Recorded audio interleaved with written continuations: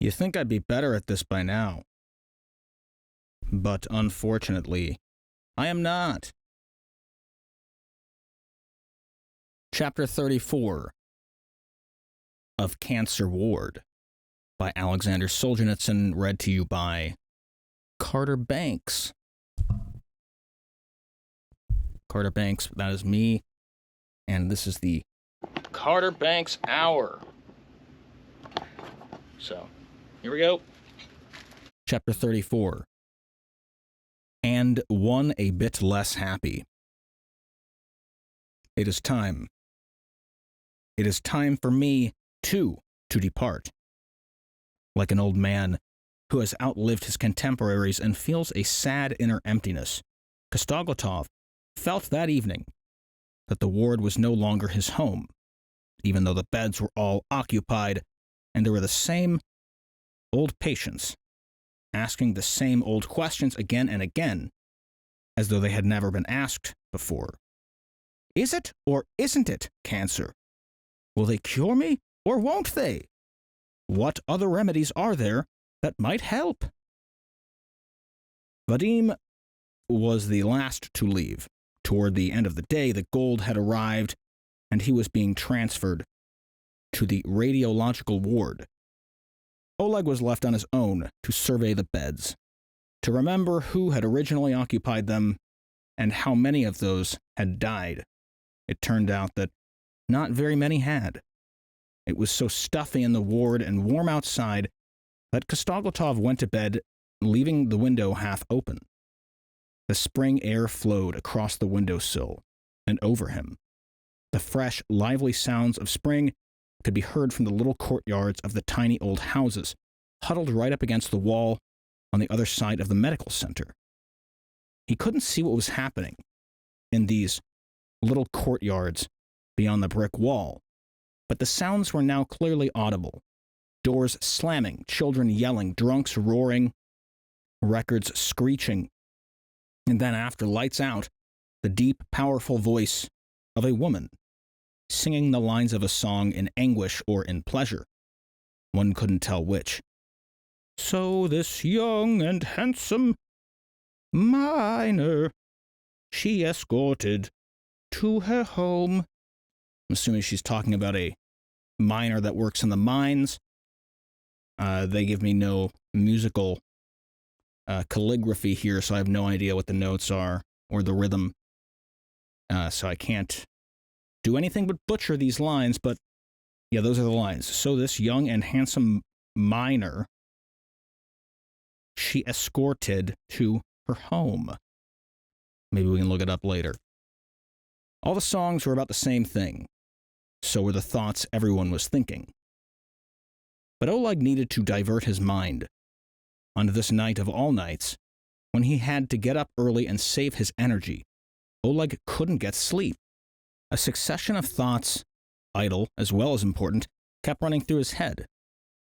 The unresolved argument with Rusanov, the things Schlubin hadn't got round to saying to him, the points he should have made during his talks with Vadim, the head of murdered Beetle, the faces of the Cadmans, animated in the yellow light of the paraffin lamp.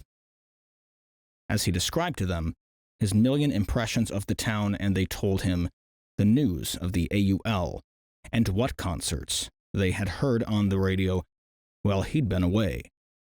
The three of them would feel as if that little low hut contained the whole universe. He lay there, imagining the supercilious, absent-minded look on the face of 18-year-old Ina Strom, whom Oleg would not now dare to approach, and those two invitations to spend the night from two different women. Yeah, that's something that happened last chapter. That is why I suppose they were calling it a happy ending, and this one is one a bit less happy. But anyway, it was something new for him to rack his brains about. How was he supposed to interpret them? The icy world which had shaped Oleg's soul had no room for unpremeditated kindness. He had simply forgotten that such a thing existed. Simple kindness seemed the most unlikely explanation of their having invited him. What did they have in mind? And what was he expected to do? He had no idea. He turned from side to side, then back again, while his fingers kept rolling an invisible cigarette. Oleg got up and dragged himself out for a walk. The landing was in half-darkness. Just by the door, Sibgotov was sitting, as usual, in the tub, struggling to save his sacrum. He was patient and hopeful. No longer. Hopelessness had cast its spell over him. Sitting at the duty nurse's table with her back to Sibgotov was a short, narrow-shouldered woman in a white coat, bending under the lamp. She wasn't one of the nurses, though.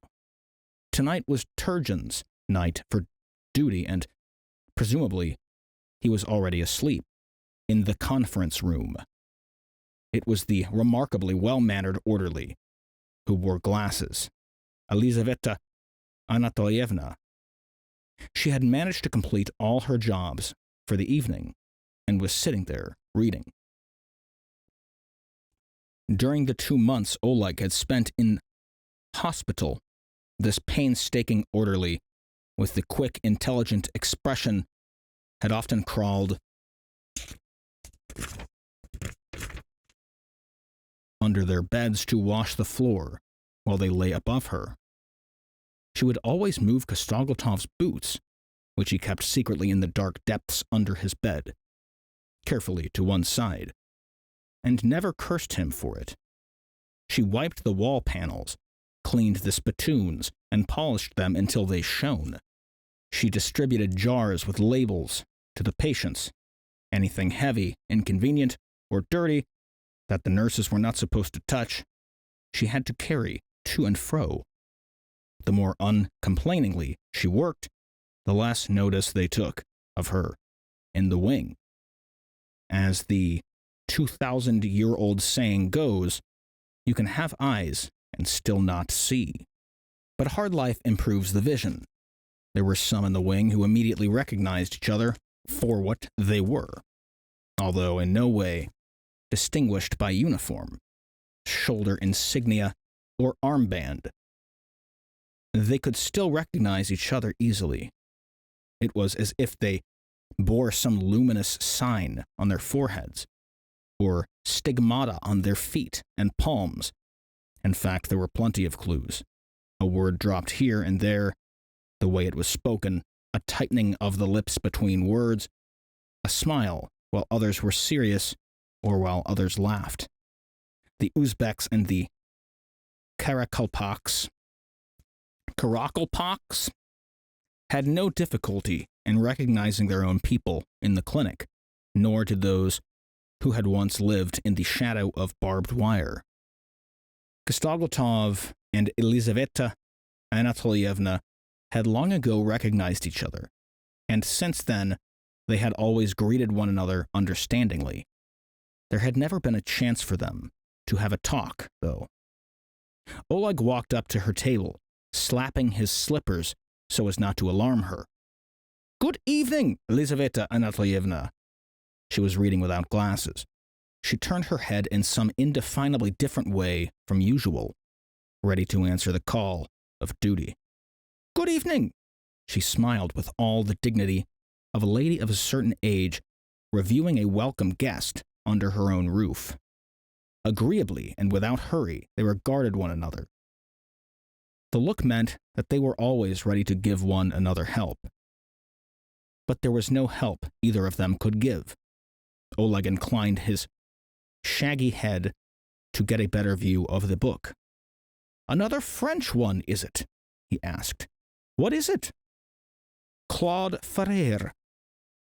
"Ferreri? Claude Ferrer. Ferreri. Claude Ferreri," replied the strange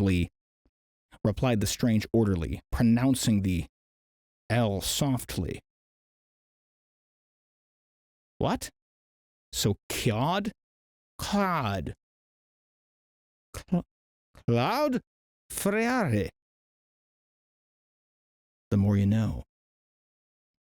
Where do you get all these French books? There's a foreign language library in town, and there's an old woman I borrow them from, too. Kostoglotov peered sideways at the book as a dog might examine a stuffed bird.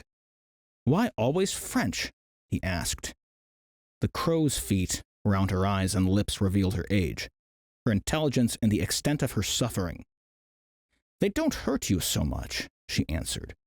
Her voice was never loud. She enunciated each word softly. Why fear pain?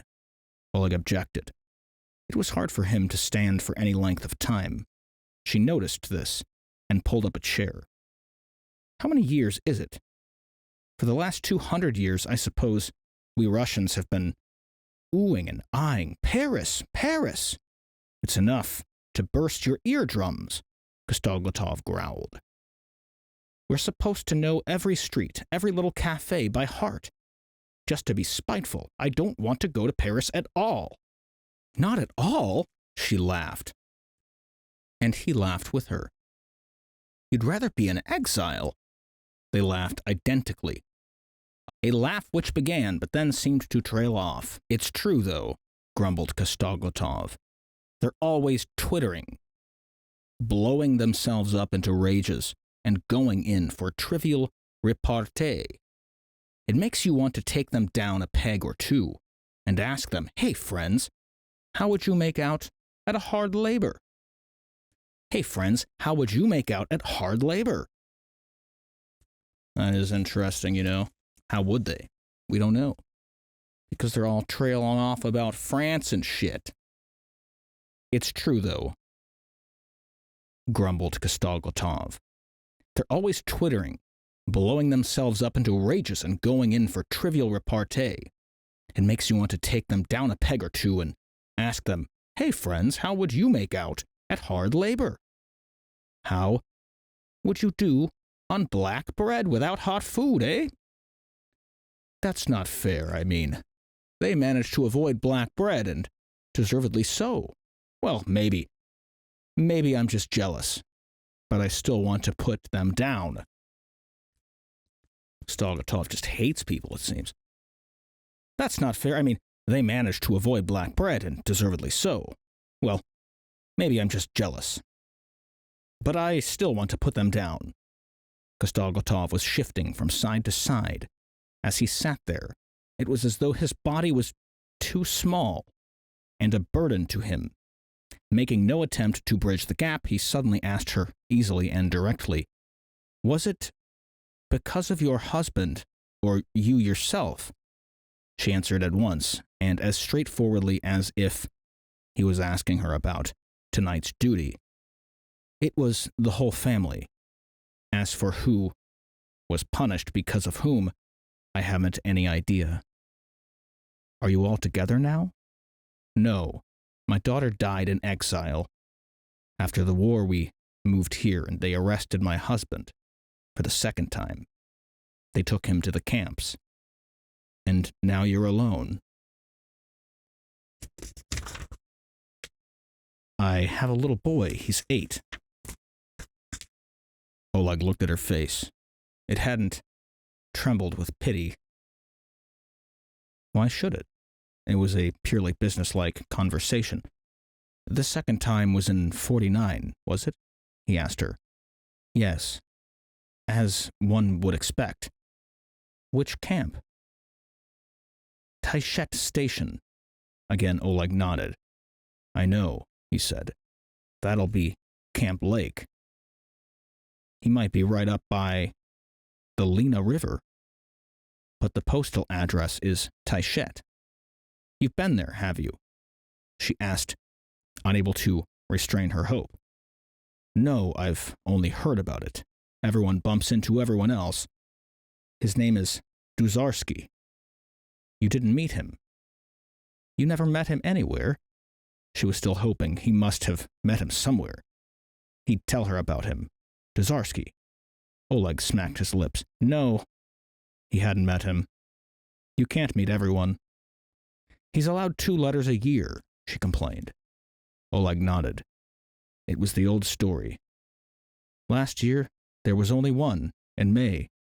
I had nothing since then. Yeah, they used to fucking lock people up and then just tell their families, he's been locked up without the right to correspond. And then they would, just not let him write letters anymore. Or they would just assume they were dead, or they would be dead. Look, she was hanging on a single thread.